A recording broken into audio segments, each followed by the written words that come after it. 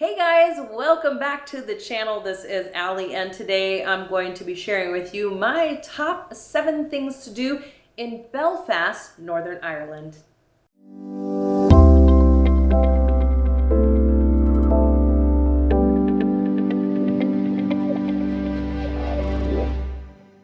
Okay, so one of the things that Belfast is known for is for building the Titanic. So there's a lot revolving around the Titanic and the building of it there in Belfast, but don't skip any of it, because don't think for a second it's just over commercialized. It's really incredible to go to the beautiful museum that they've built.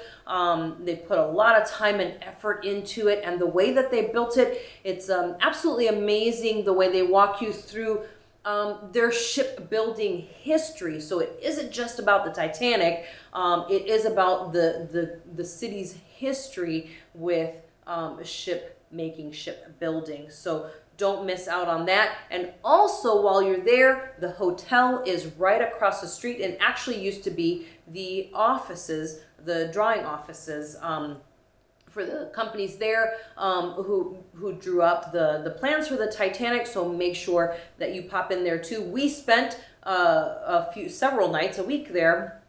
Several nights. I don't remember how many. But we spent several days there.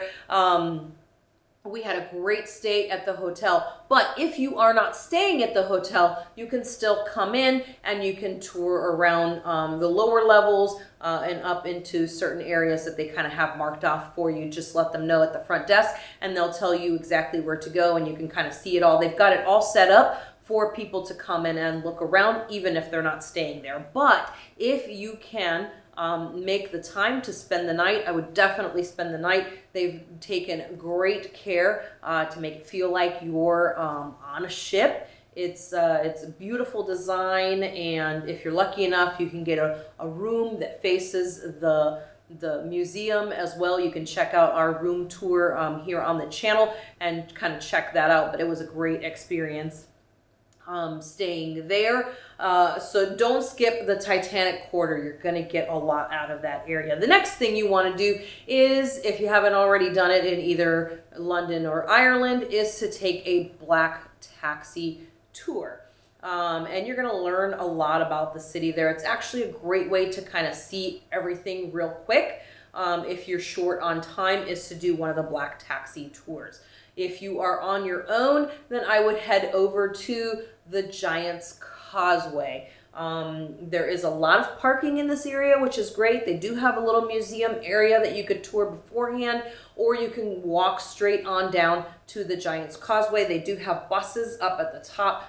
Those buses do stop running after a certain amount of time, so make sure that you check the schedule on when those are running, because if you're there later in the day like we were, you just walk down and walk up. And it's an easy walk. It's just kind of downhill on the way down and uphill on the way up, so just keep that in mind if you have any mobility issues.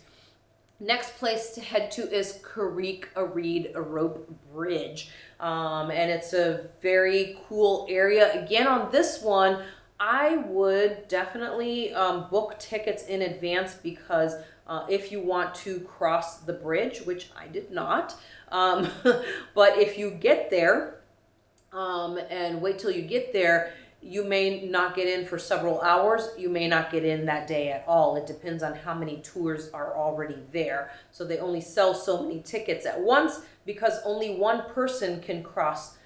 They can only cross in one direction, so you're not coming and going at the same time. So they hold people up and cross one way, and then hold people up, cross the other way. So just keep that in mind if you're going to Carrick-a-Rede. And from there, you would definitely want to head over to the Dark Hedges.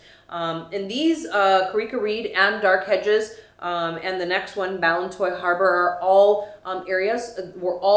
filming areas for Game of Thrones. So you'll also want to see those too. Fans of the show, you can take some really cool pictures at all of those locations. My last place, number 7, of the top things to do in Belfast, is to go to C.S. Lewis Square. C.S. Lewis, famously from Belfast, and they've got this beautiful square put together for him with lots of characters from his famous Chronicles of Narnia. There are drawings. There's also a really sweet cafe, Jack's Cafe, to pop into. We had afternoon snack there, which was wonderful. The staff was lovely. So definitely worth taking the time to pop in there if you've got a moment right there on C.S. Lewis Square. So those are my top 7 things to do in Belfast. Hope you can make it to those. If you've been to Belfast and you would add others to the list, leave those down in the comments below for me. Or if you have any questions, like the video, subscribe to the channel, and we'll catch you on the next trip.